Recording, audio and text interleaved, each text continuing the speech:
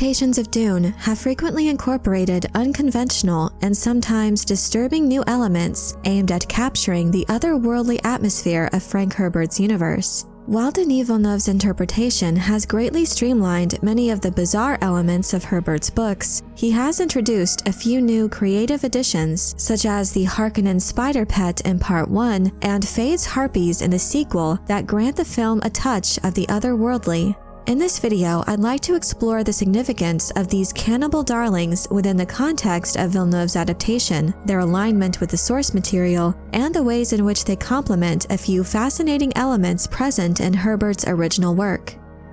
In Dune Part 2, the introduction of Feyd Rautha's cannibal harpies occurs during his preparation for a special slave gladiator fight to commemorate his birthday. As he tests out a new knife, a chilling scene unfolds where he suddenly kills 2 of his female attendants and offers them as food to his pets. Later in the film, shortly after his arrival on Arrakis, he dispatches one of the Harkonnen advisors and orders the body to be given to his harpies. These brutal actions underscore Feyd's disrespect for life and lack of basic moral and human decency. Like the hybrid human spider pet in Part 1, these harpies paint a chilling picture of the barbarity and depravity of House Harkonnen.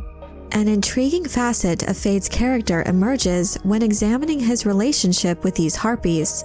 There's a subtle nuance suggesting a particular bond between him and his pets. This affection and sense of duty towards them are made evident in his comments about the lack of food for his darlings during their journey from Giedi Prime to Arrakis. Hence, unlike a typical one-dimensional villain driven solely by self-interest, Feyd exhibits a distorted form of responsibility towards his harpies. While he could easily delegate the task of feeding them to any of the numerous Harkonnen attendants at his disposal, he personally undertakes this duty himself, perhaps driven by a twisted sense of romantic affection or responsibility. To that point, it's unclear whether or not his relationship with these creatures is sexual. However, given his apparent enjoyment of pain as portrayed in the film, it's not far-fetched to speculate that he might indulge in such activities with these vile and violent beings, who themselves likely enjoy dishing out pain during any such intimate interactions.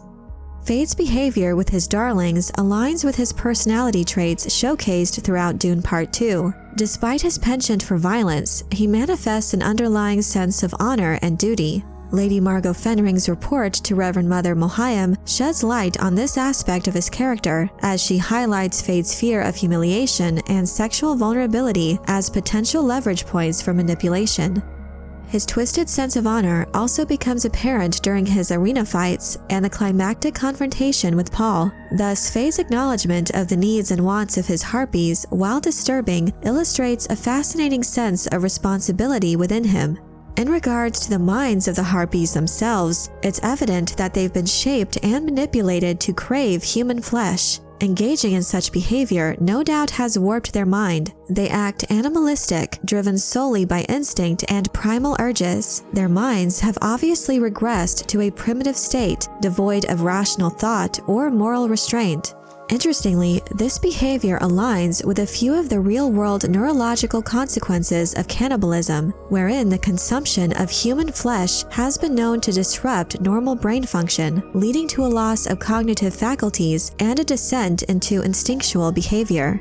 Additionally, the film establishes that the bodies of the Harkonnens are laden with chemicals, which is the reason why the Fremen are only able to use their water for cooling purposes. The potential repercussions of consuming such chemically saturated flesh leaves open the possibility that these harpies may have descended even further into their madness due to ingesting such toxins. However, it's also worth considering the possibility that these harpies were deliberately engineered to exhibit such animalistic behavior. Similar to fan speculation surrounding the origins of the Harkonnen spider pet, there's a chance that these creatures are yet another creation of the Bene Tleilaxu. For those who are unfamiliar, the Bene Tleilaxu are a secretive and highly skilled xenophobic, chauvinistic society which operates on the fringes of the Imperium. They are renowned for their expertise in genetic manipulation and bioengineering. Their work is controversial as they persistently display a willingness to push the boundaries of science, engaging in a variety of morally ambiguous practices. While their creations are often sought after for their utility, there's a prevailing sense of unease across the Imperium due to the ethical boundaries they cross. Their products, though coveted, frequently challenge the moral norms upheld by humanity, causing repulsion among those outside their faction. As a result, the Bene Tleilax are viewed by the more respectable houses with suspicion and caution. However, the Harkonnens are not a respectable house, and as such, they are known to enjoy many of the morally repugnant creations of the Tleilaxu. In the book, this fact is made evident by their employment of the twisted mentat Piter de Vries, who was trained by the Bene Tleilax to operate outside of standard moral parameters. When considering the potential role of the Bene Tleilax in the creation of Feyd's Harpies, it seems consistent with their dehumanizing treatment of women, whom they view solely as vessels for reproduction. Due to the fact that no one had ever seen a Tleilaxu female, speculation arose that their axolotl tanks, which are used as birthing chambers for their genetic experiments, might be the remnants of their women. Consequently, given their capabilities and chauvinistic reputation, it's entirely plausible that the Bene Tleilax could have played a role in producing Feyd's cannibal pets. If it's true that the Bene Tleilax created the Harkonnen spider pet in Part 1, this suggests that the Harkonnens are open to acquiring other Tleilaxu creations besides twisted mentats. Additionally, given the Harkonnens' staggering wealth, they would certainly have the resources to pay the Tleilaxu for various new twisted human creations to satisfy their depraved desires.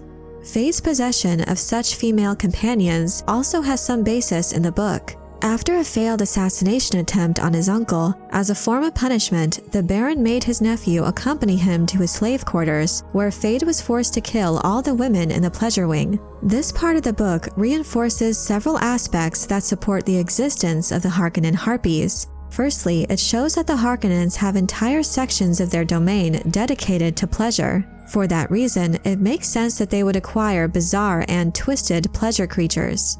Frank Herbert established the Harkonnens as decadent, immoral, indulgent, sadistic monsters, so their enjoyment of such twisted creatures as the human spider pet and the cannibal harpies is consistent with their reputation.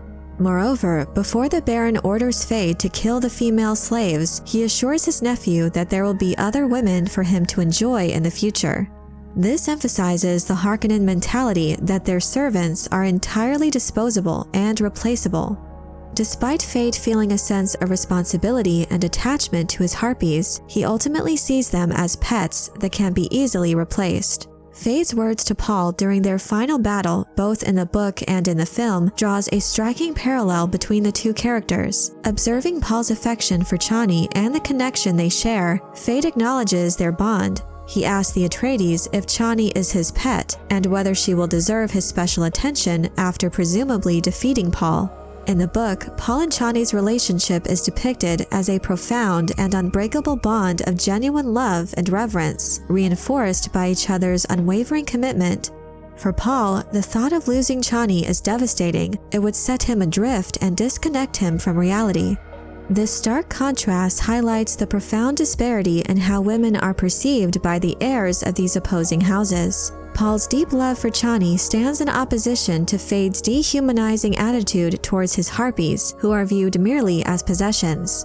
Ultimately, Feyd's cannibalistic harpies and the other grotesque pets within House Harkonnen serve as a representation of the family's inherent selfishness, greed, and moral decay, all of which played significant roles in their eventual downfall.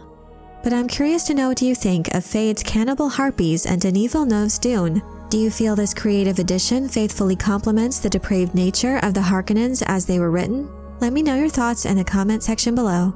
I hope you enjoyed this video. Leave a like if you did, and be sure to subscribe for more Dune and other sci-fi and fantasy news and lore. And if you're looking for other ways to show your appreciation, you can check out my Patreon page, where members get access to exclusive content and perks. Thank you all so much for your support, and as always, have a very nerdy day.